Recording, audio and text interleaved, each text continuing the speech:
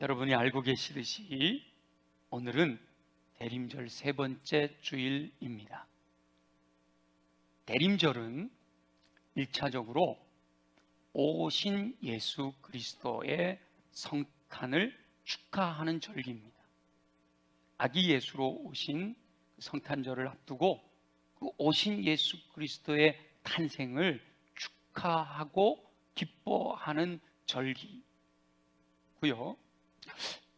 그것만 있는 게 아니라 2차적으로 대림절 기간에는 다시 오실 예수 그리스도의 재림을 기다리며 소망하는 믿음을 고백하는 절기이기도 합니다. 첫 번째 의미, 성탄을 축하하고 기뻐하는 절기 대림절을 보내면서 성탄을 축하하는 분위기가 달아오르지 않는 모습이 너무 안타까워요. 지금쯤이면 거리마다 성탄 트리가 장식이 되어 있고 캐롤이 울려 퍼져야 하는데 전혀 그런 분위기를 발견할 수 없는 것이 안타깝죠. 도청이 옮겨가고 나니까 도청 사거리인가 오거리인가 거기 추리도 안 한 것 같아. 제가 지나가면서 정확하게 보진 않았지만 저쪽 도청리 앞에 했겠죠. 그리고 광장에는 했을 테지만, 심지어 제가 우리 부목사님하고 같이 식사하러 이렇게 갔다 오는데 골목을 지나가는데 교회 앞에조차도 장식을 안 해놓은 데가 있더라고요. 한 10년, 20년 전만 해도 이 대림절 기간에는 어디를 가나 말이죠. 기쁘다 구주 오셨네는 아니더라도 적어도 징글벨이라도 루돌프 사슴코라도 들려왔는데 안 들리고 말이죠. 가게마다 다 이렇게 성탄 장식하고 추리 세우고 막 그랬는데 그러질 않고 있는, 안타까워요. 다행히 우리 교회 안에서는 성탄 분위기가 물씬 풍겨서 감사합니다. 현수막도 바로 성탄 분위기가 나잖아요. 대림절을 시작할 때 우리 성탄 장식을 해서 요 위에 올라가는 데는 벽이 전체가 다 성탄 장식이 되어 있고 추리가 세워져 있고 말이죠. 그리고 저는 서재에서 늘 오디오에서 성탄 찬송이 울리도록 세팅을 해놨어요. 그래서 24시간 성탄 찬송이 울려요. 그래서 제가 뭔가 집중해서 일할 때는 볼륨을 좀 낮추고, 그리고 집중하지 않아도 될 때는 볼륨을 크게 키워서 이 성탄의 분위기가 물씬 풍겨나는 서재를 만들었어요. 우리 교회에서 24일 오후 성탄 축하 발표회와 25일 오전에 성탄 축하 예배를 위해서 우리 각 기관과 찬양대에서 열심히 연습하고 있는 모습을 보고 소리를 듣게 되니까 확실히 성탄의 분위기가 달아오르고 있습니다. 어제 보니까 우리 중고등부 와가지고 막 여기서 연습하고 말이죠. 늦게까지 또 우리 미셔라림 찬양 연습하고 말이죠. 너무 좋아요.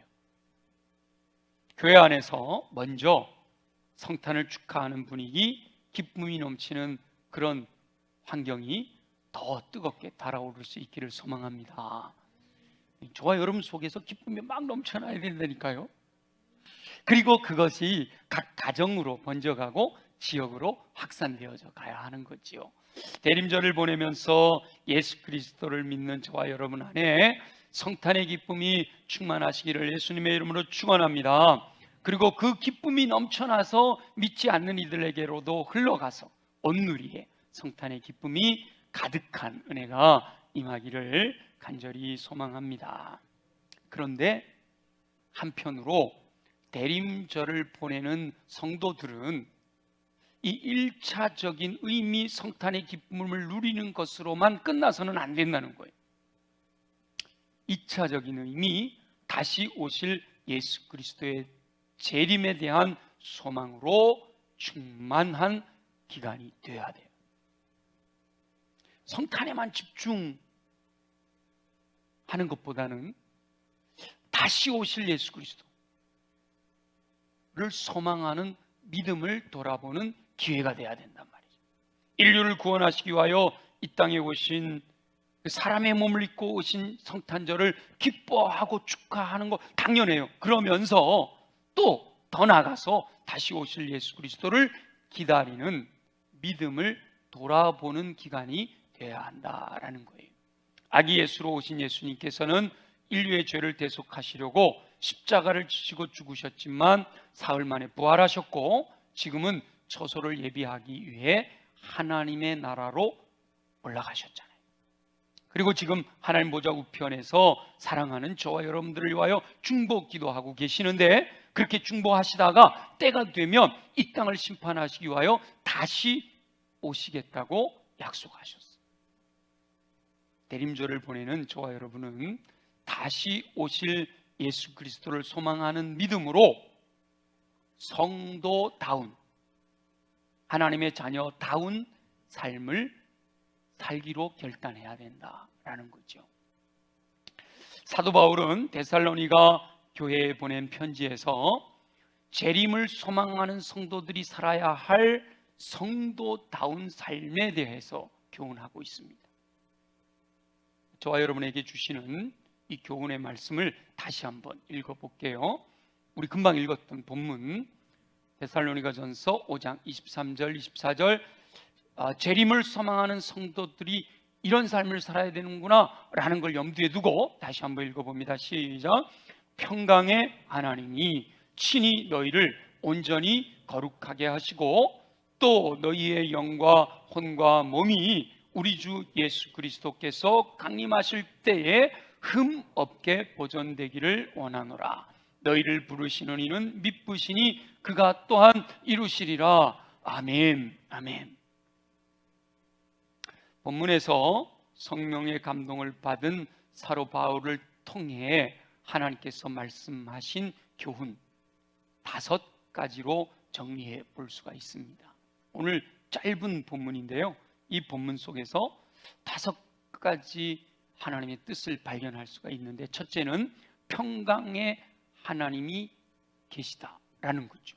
우리가 믿는 하나님은 평강의 하나님이시라는 거예요. 둘째는 사람은 영과 혼과 몸으로 구성되어 있구나라는 사실을 발견할 수가 있고요.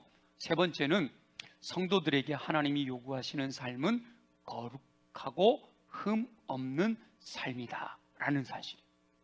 네 번째, 예수 그리스도의 재림이 약속되어 있다라는 것.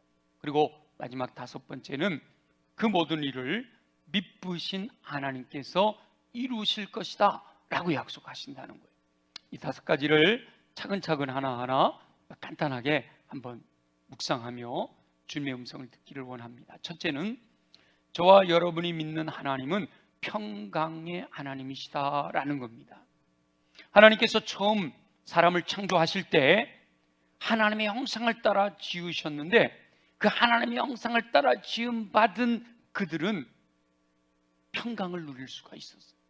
하나님은 그들에게 평강을 주시기 위하여 지으셨단 말이에요. 그들이, 아담과 하와죠, 대표로 그들이 말씀을 믿고, 하나님의 말씀을 믿고 말씀대로 순종하며 하나님 안에 있었더라면 영원토록 평강을 누리며 살 수가 있었습니다. 그런데 하나님의 말씀을 믿지 못하고 교만해서 불순종함으로써 그 평강을 잃어버린 거예요. 그런데 하나님께서는 너무 저와 여러분들을 사랑하시기 때문에 원래의 목적대로, 계획하신 대로 평강을 주시기 위해서 예수 그리스도를 이 땅에 보내신 거예요. 그래서 우리 예수 그리스도는 평화의 왕, 평강의 왕으로 오셨다라고 말씀하고 있는 거죠. 사람들이 이 평강을 잃어버린 것은 바로 불신과 불순종의 죄 때문이었어요. 그러니까 예수 그리스도는 이 땅에서 그 죄의 문제를 해결하셔야 했던 거예요. 그래야 사랑하는 영혼들이 평강을 누릴 수가 있으니까. 그래서 예수 그리스도께서는 인류의 모든 죄를 짊어지시고 인류의 모든 죄를 대속하시기 위해서 십자가에서 친히 보혈 흘리시고 죽으심으로 죄의 삭을 갚아주셨어요. 예수님이 십자가에서 마지막 다 이루었다 이렇게 말씀하셨어요. 다 이루었다라는 이 말씀의 어원은, 원어적인 의미는 다 갚았다라는 의미가 담겨 있어요. 인류의 모든 죄의 삭은 사망이에요. 죽어야 되잖아요. 근데 예수님, 하나님의 아들이신 예수님이 대신 죽으셨기 때문에 모든 인류의 죄의 값이 다 갚아진 거예요. 지불된 거예요.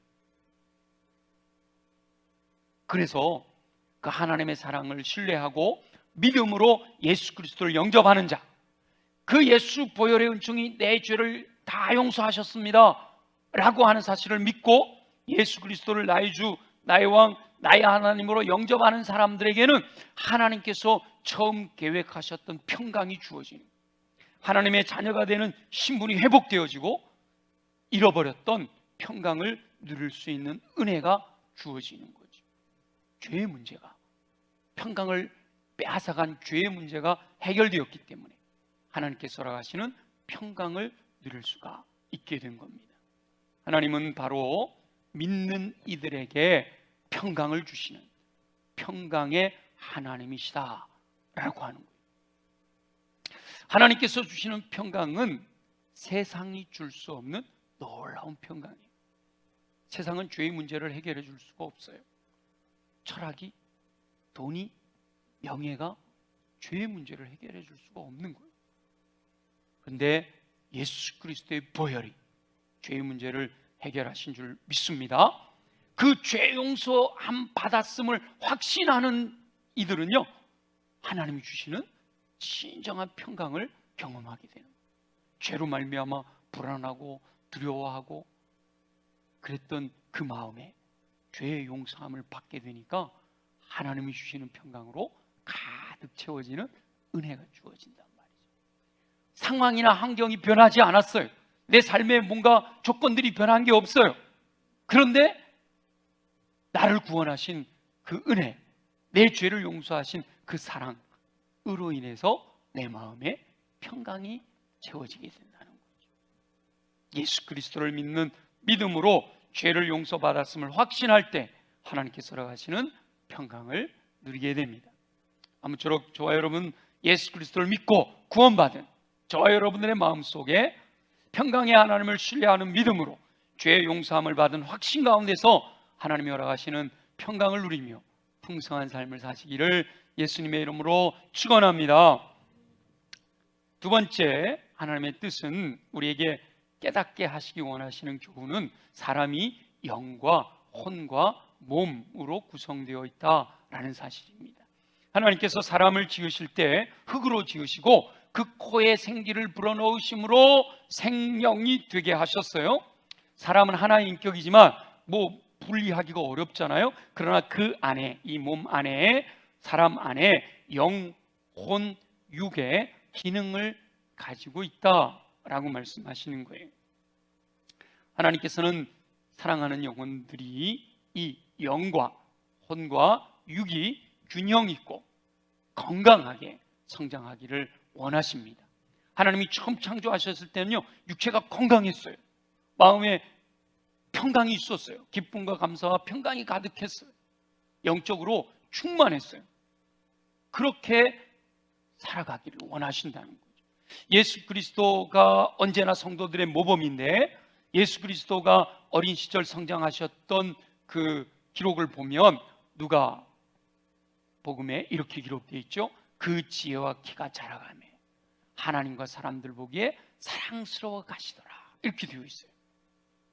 바로 예수 그리스도는 영과 혼과 육이 건강하게 성장하셨다라는 것을 증거하고 있는 거예요.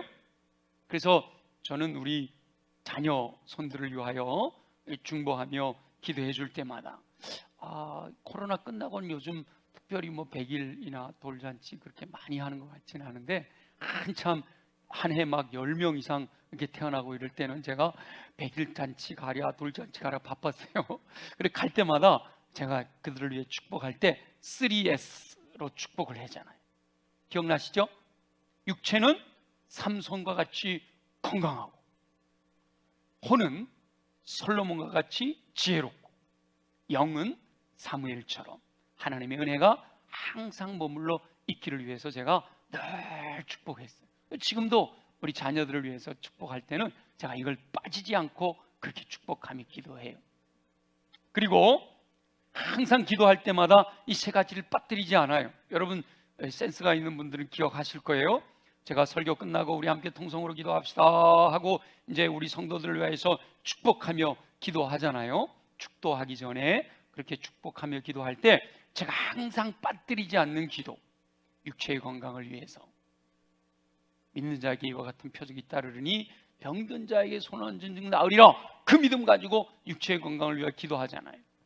마음의 기쁨과 감사와 평강이 넘쳐나기를 위해서 기도하는 것.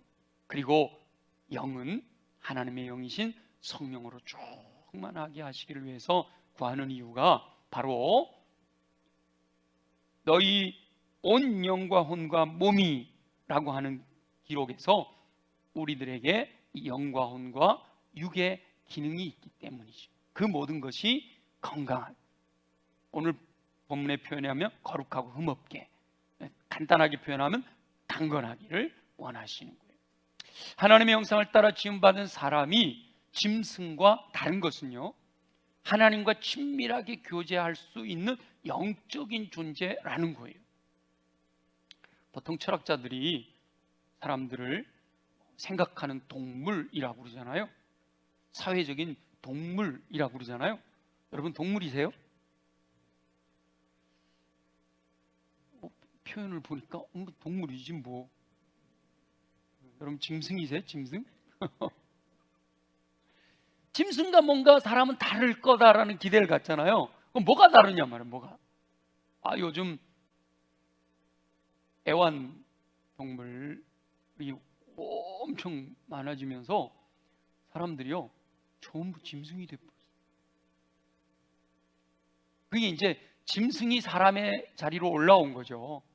그래가지고 엄마가 막 이러는데 가만히 보니까 그런 경우 많잖아요. 뭐 여러분 중에도 있어요. 우리 아들도 그래요. 네. 그런데 성경적으로 짐승과 사람은 달라요.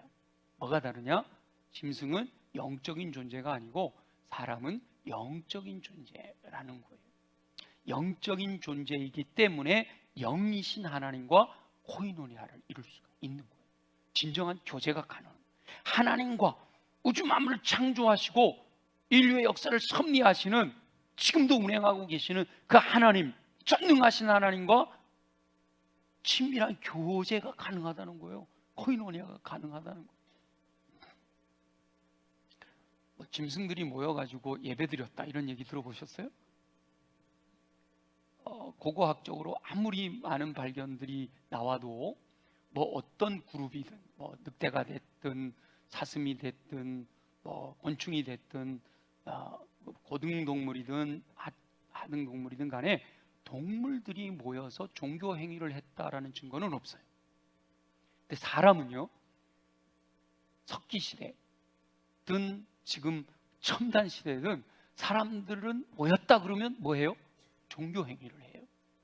하나님을 모르기 때문에 엉뚱한 종교 행위를 해서 그렇지 어디든 종교 행위. 왜냐하면 영적인 존재로 창조되었기 때문이에요. 영과 혼과 육은 때려야 뗄 수 없지만 그럼에도 순위를 정하려면 영적인 하나님과의 관계가 우선이 돼야 돼요. 영적인 관계가 깨어짐으로 말미암아 혼적으로도 깨어지고 육체적으로도 고통이 온 거잖아요.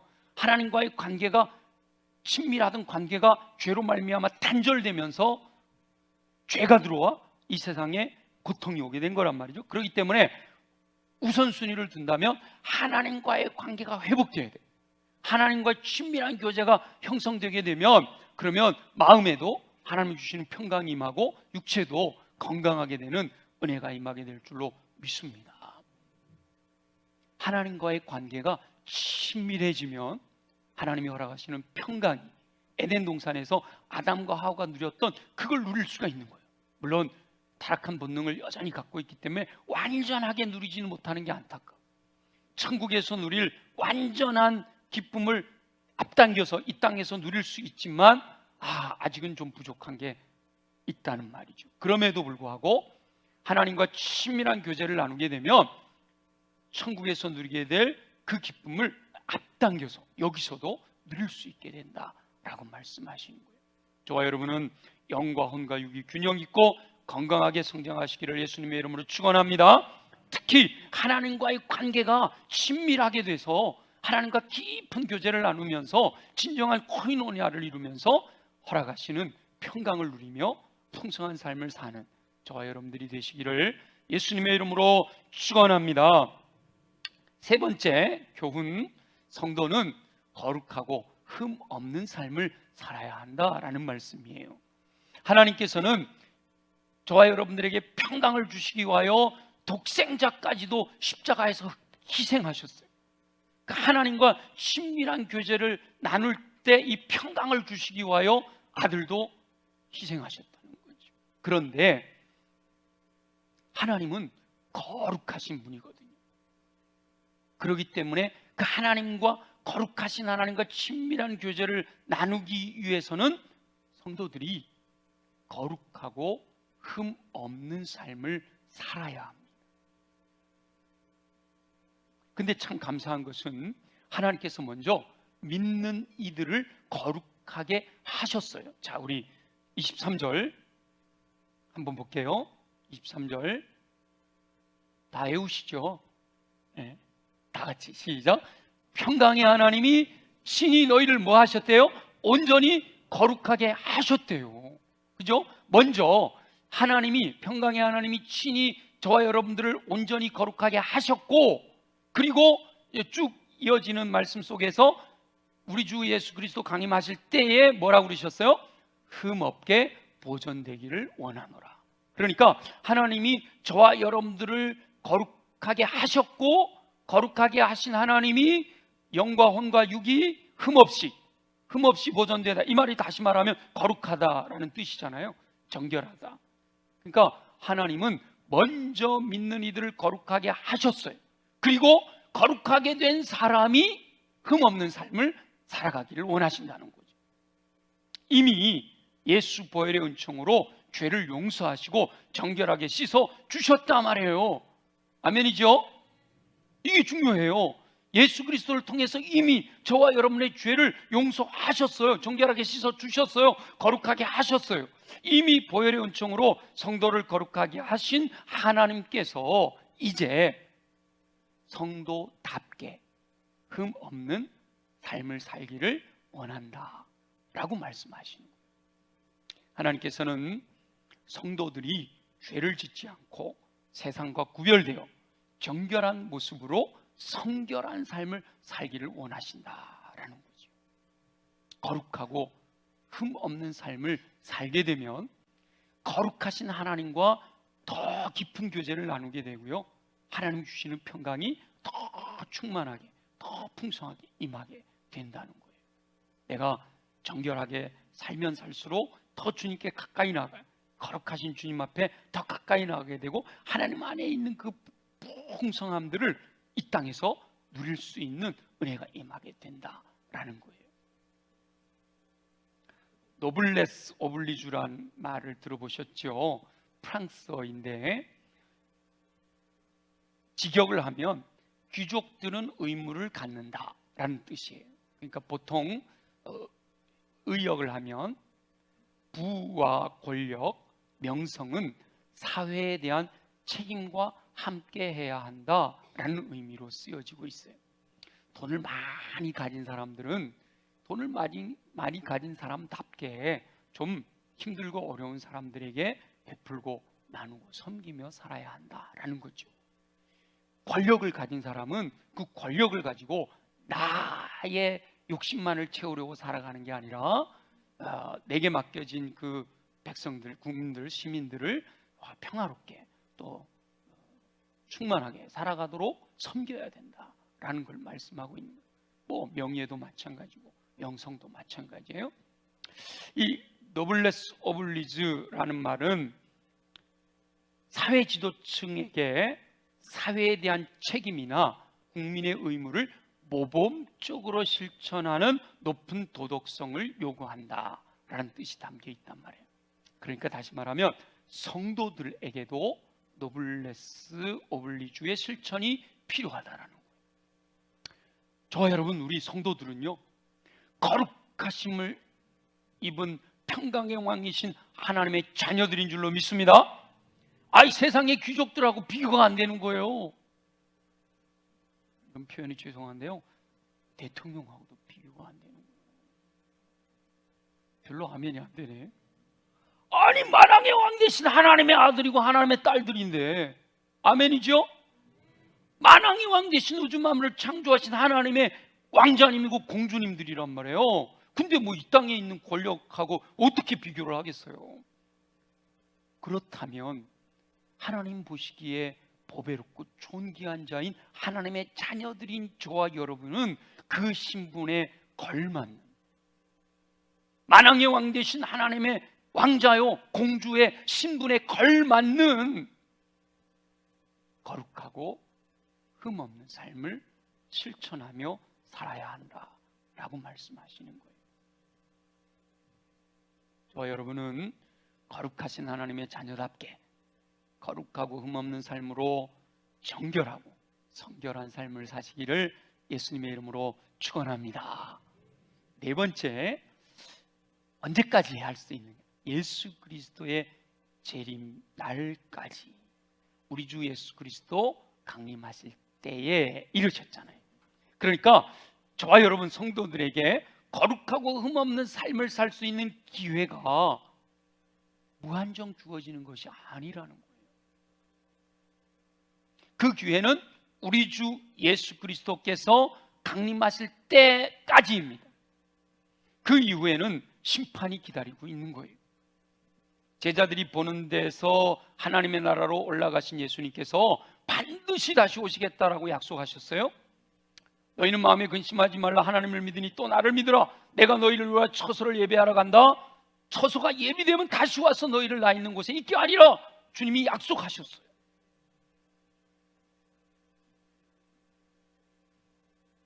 반드시 오실 줄로 믿습니다. 그런데 예수 그리스도께서 다시 오시기 전에, 예수님 재림하시기 전에 먼저 하나님께서 저와 여러분을 부르실 수도 있어요. 이미 우리 믿음의 선배들은 그 전에 부르심을 받았잖아요. 중요한 것은 내 생애가 끝나는 순간, 내 인생은 여기서 멈추는 거예요. 그래서 사도 바울은 죽음을 잔다라고 표현하는 거죠. 그러다가 예수 그리스도 재림하실 때에 깨어나는 거예요. 부활하는 거죠. 여기까지는 없는 거예요. 그러니까 다시 말하면 우리 주 예수 그리스도께서 강림하실 때에 라는 말을 우리 개인적으로 적용하면 언제까지일까요? 주님께서 부르시기 전까지예요. 성도로서 거룩하고 흠없는 삶을 살아갈 수 있는 기회는 하나님께서 나를 부르시기 전까지예요. 생명이 끝난 이후에는 기회가 없단 말이에요. 그러니까 이 땅에서 사는 동안 하나님의 뜻대로 거룩하고 흠없는 삶을 살아야 한다라는 거예요. 네, 다시 한번 오해 없도록 높아심에 한 번 더 언급하는 것은, 제가 거룩하고 흠없는 삶을 살아야 됩니다. 하나님이 거룩하고 흠없는 삶이 보존되기를 원하신다라고 말씀하셨다고 해서 거룩하고 흠없는 삶을 사는 것이 구원의 조건은 아니에요. 구원은 오직 예수 그리스도의 보혈의 은총을 믿고 예수님이 나의 주요, 나의 왕이요, 나의 하나님이시다라고 하는 예수 그리스도를 주로 영접하는 믿음으로 얻는 줄 믿습니다. 오직 구원은 믿음으로 얻는 거예요.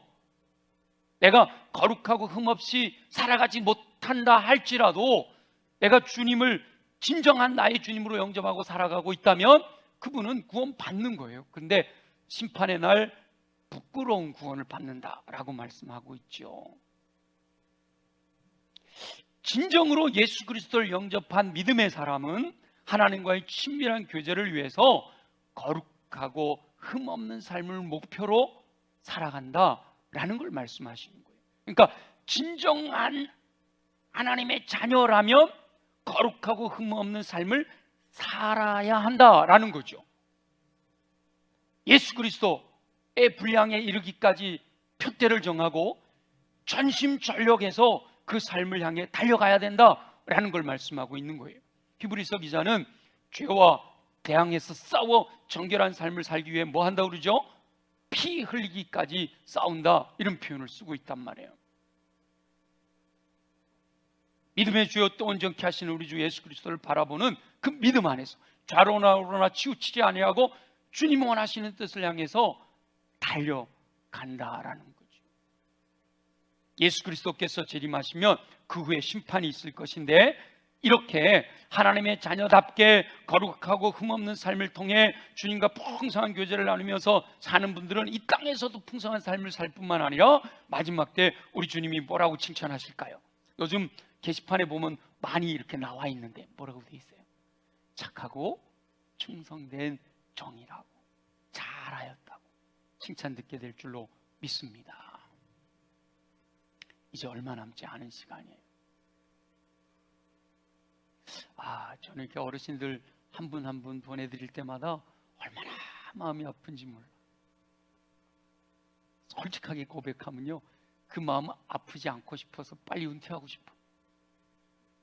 솔직하게. 그거 헤어지는 게 너무 힘들어요. 그래도 맡겨진 사명이니까 감당하는데, 근데 뭐 연세 드신 분들만 얼마 남지 않은 시간이 아닌 거잖아요.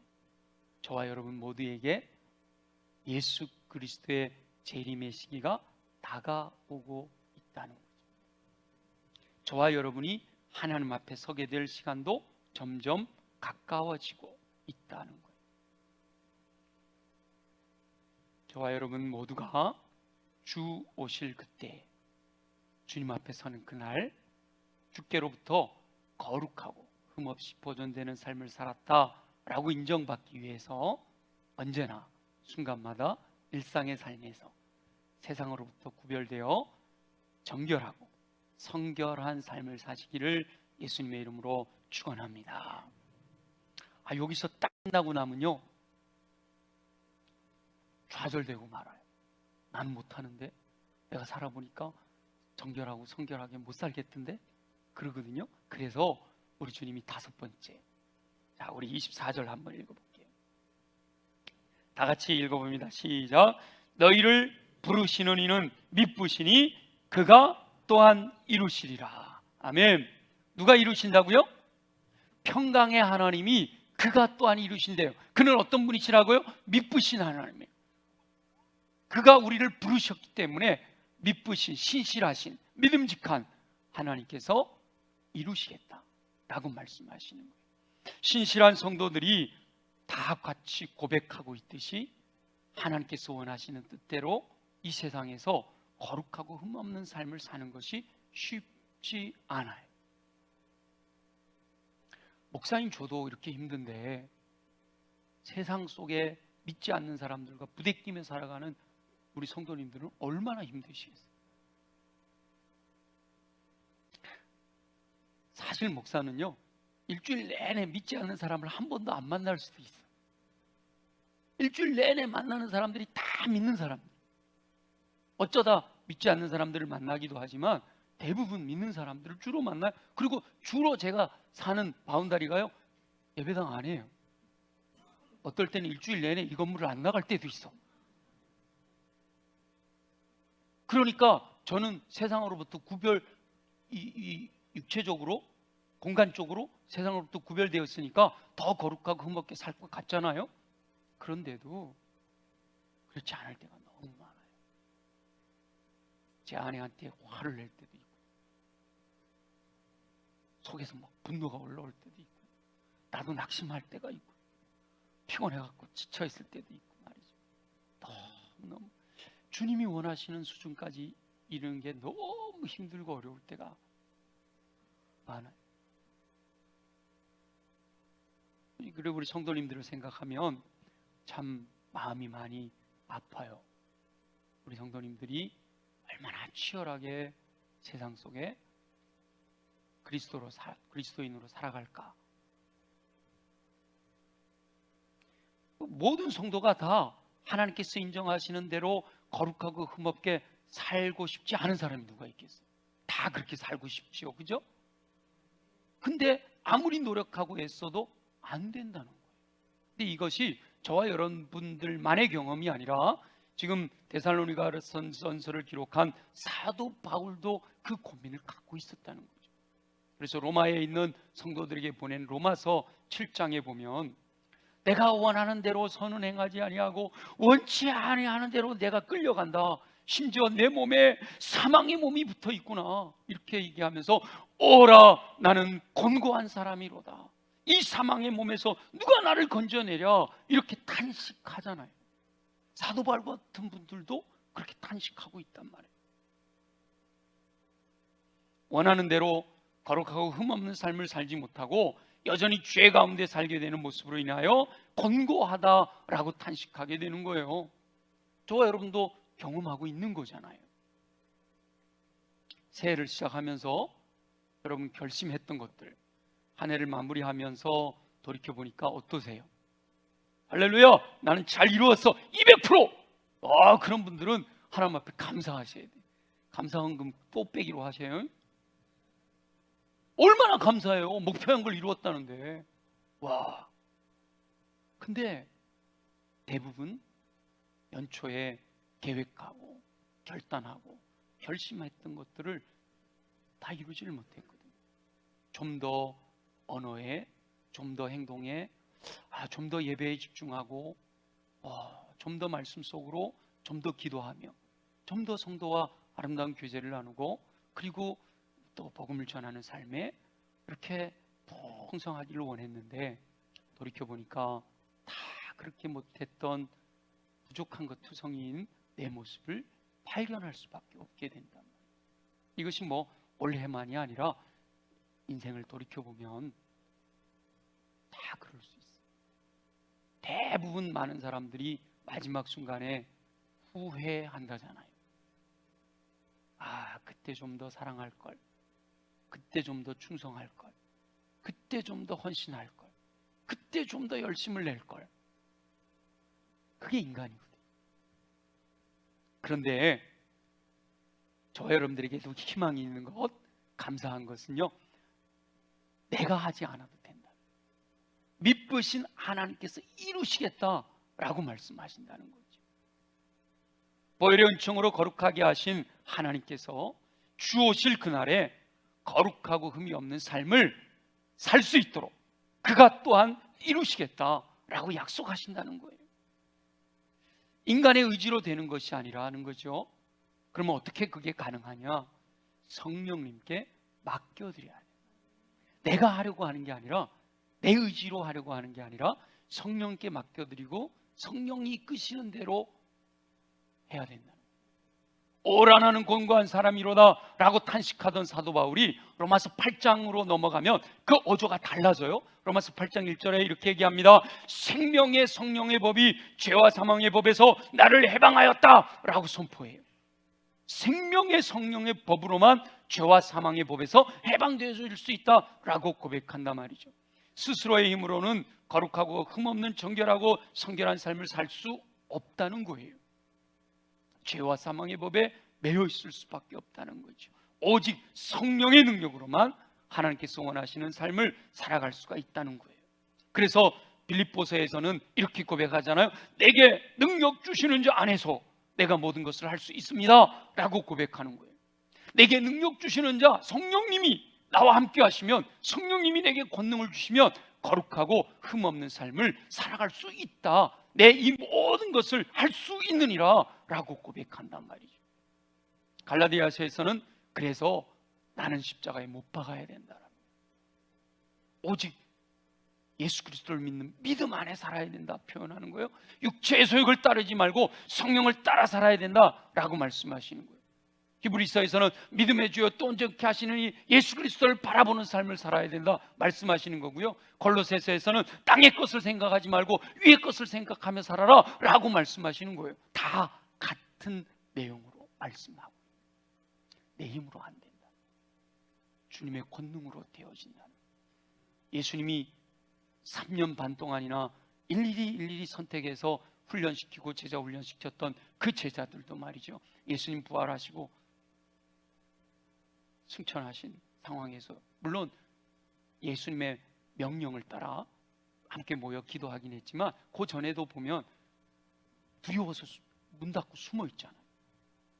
그러다가 오순절 성령의 강력한 임재가 나타나고 나니까 문 열고 수많은 사람들 앞에서 예수님이 그리스도십니다 선포할 수 있는 담대함이 생겨나는 거예요. 지금까지 안 되었으니까 앞으로도 안 될 거야. 지금까지도 할 수 없었으니 앞으로도 할 수 없어 라고 포기해서는 안 됩니다. 예수님이 직접 말씀하시잖아요. 할 수 있거든이 무슨 말이냐, 믿는 자에게는 능치 못할 일이 없느니라. 아멘. 믿음의 문제라는 거예요. 믿음의 문제. 할 수 없다 하지 말라는 거예요. 안 된다 라고 하지 말라는 거예요. 지금까지 내가 경험해 본 거에 의하니까 안 돼 라고 하지 말라는 거죠. 지금까지는 안 됐더라도 이제부터 또다시 2024년을 꿈꾸는 거예요. 비전을 갖는 거죠. 소원을 하는 거예요. 성령님이 내게 충만하게 임하시면 믿음으로 주님 앞에 고백하며 신실한 믿음으로 나아가면 전능하신 하나님이 도우셔서 능히 이루시리라. 그가 또한 이루시리라 약속하신 줄 믿습니다. 하나님께서 원하시는 뜻에 믿음으로 반응해야 돼요. 주님이 우리에게 말씀하실 때 믿음으로 반응해야 돼요. 믿음으로 할 수 있다라는 긍정적인 반응을 보일 때 아로새 있는 증만의 금사가처럼 복된 삶을 누리게 될 줄 믿습니다. 우리 주 예수 그리스도께서 강림하실 때가 다가오고 있습니다. 저와 여러분이 하나님 앞에 서게 될 날이 가까이 오고 있다는 말이에요. 하나님께서 원하시는 뜻대로 영혼육의 모든 영역에서 거룩하고 흠 없는 삶을 하나님께서 원하고 계십니다. 사람의 힘이 아닌 성령님의 권능을 의지하여 미쁘신 하나님께서 이루시는 은총을 누리며 우리 주 예수 그리스도께서 강림하실 때에 거룩하고 흠없는 삶으로 인정받는 저와 여러분 되시기를 예수님의 이름으로 축원합니다. 하나님께서 기뻐하시는 성도다운 삶을 살기 위해서 특별히 이 대림절을 보내는 저와 여러분들에게 말씀하시는 하나님의 음성을 듣고 이 땅에 오신 예수 그리스도로 말미암은 기쁨과 감사와 평강이 가득 넘치시기를 바라고요. 그리고 믿음으로 반응하여 거룩하고 흠없는 삶을 통해 아로새 있는 증만의 금사가처럼 하나님께서 공급하시는 복된 삶을 사는 저와 여러분 되시기를 예수님의 이름으로 축원합니다. 우리 주신 말씀 기억하면서 하나님 그렇습니다. 지금도 때가 믿음으로 고백합니다. 주의 영으로 충만하게 채워주셔서 능히 감당할 수 있도록 주님이 이루신다 하시오니 나는 다만 믿고 순종합니다. 역사하여 주시옵소서. 우리 다같이 함께 통성으로 기도드리겠습니다. 우리 주 예수 그리스도께서 강림하실 때에 거룩하고 흠없는 삶을 살기 원하시는 우리 주 여호와 아버지 하나님, 대림절을 보내는 성도들에게 하나님의 음성을 듣게 하시니 감사합니다. 하나님의 말씀을 듣고 믿음으로 반응하여 순종함으로 아로새 있는 증만의 금사가처럼 복된 삶 누릴 수 있게 하여 주시옵소서. 하나님께서 평강을 누리도록 사람을 창조하신 줄 믿습니다. 지금도 하나님께서 모든 사람들에게 평강을 주시기 원하시는 줄 믿습니다. 하나님께서는 독생자를 보내셔서 인류의 죄를 대속하게 하심으로 믿는 이들에게 세상이 줄 수 없는 평강을 허락해 주신 줄 믿습니다. 하나님께서 영원육의 모든 영역에서 평강을 누리기 원하시는 줄 믿습니다. 하나님의 자녀가 된 성도는 하나님의 자녀답게 거룩하고 흠없는 삶을 살 때 하나님과의 친밀한 교제를 통해 진정한 평안을 누릴 수 있다고 말씀하시니 일상의 삶에서 순간순간 세상을 버타며 사는 것이 아니라 믿음의 주여 또 온전케 하시는 이 우리 주 예수 그리스도를 바라보며 정결하고 성결한 삶을 살 수 있도록 힘을 공급하여 주시옵소서. 모든 사람에게 시간이 한정되어 있음을 깨닫습니다. 우리 주 예수 그리스도께서 강림하실 때까지, 주님께서 부르셔서 그 앞에 설 때까지 주어진 기회라고 말씀하시니 그 말씀을 마음에 새겨 다시 오실 주님 앞에서 부끄러움이 없도록 떳떳이 기쁨으로 주님을 영접할 수 있는 우리 모두가 되기를 원합니다. 반드시 다시 오시겠다 약속하신 대로 이루실 줄 믿습니다. 사람의 힘으로 거룩하고 없는 삶을 살 수 없음을 주님 앞에 고백하오니 오직 내 안에 계신 성령님을 따라 살아 미쁘신 하나님께서 이루시는 은총을 누리게 하여 주옵소서. 약속의 말씀을 믿음으로 순종하기를 소망합니다. 하나님의 음성을 듣고 믿음으로 반응하는 우리 모두가 되게 하여 주옵소서. 믿음으로 긍정적으로 반응하여 순종할 때 아로새기는 육만의 금사처럼 복된 삶을 누리며 거룩하신 하나님 앞에 깊은 교제 나누며 허락하시는 풍성한 삶, 평강을 누리며 승리하는 삶을 살게 될 줄 믿습니다. 허락하여 주시옵소서. 감사합니다. 영광을 받으시옵소서. 살아계시 역사하시는 우리 주 여호와 아버지 하나님, 오늘도 우리에게 말씀하시는 주님의 음성을 듣습니다. 마음에 새겨 말씀대로 순종하는 삶 되게 하여 주옵소서. 그러기 위해 주님, 우리 육체가 강해야겠습니다. 우리 연약한 부위에 손을 얹고 믿음으로 함께 기도합니다. 나사렛 예수 이름으로 명하노니 모든 육체의 질병은 뿌리채 뽑혀 떠나갈지어다. 예수 이름으로 명하노니 손상된 것은 회복되고 약한 것은 강하여지며 넘치는 것은 줄어들고 부정한 것은 채워질지어다. 그리하여 독수리 날개친 같은 새 힘을 공급받아 걸어가도 피곤치 않고 뛰어가도 고단치 않는 강건함으로 주의 뜻 이루게 하여 주옵소서. 가슴에 손을 얹고 우리 함께 기도합니다. 내 마음에 하나님 기뻐하시 아니하는 것들이 들어와 있습니다.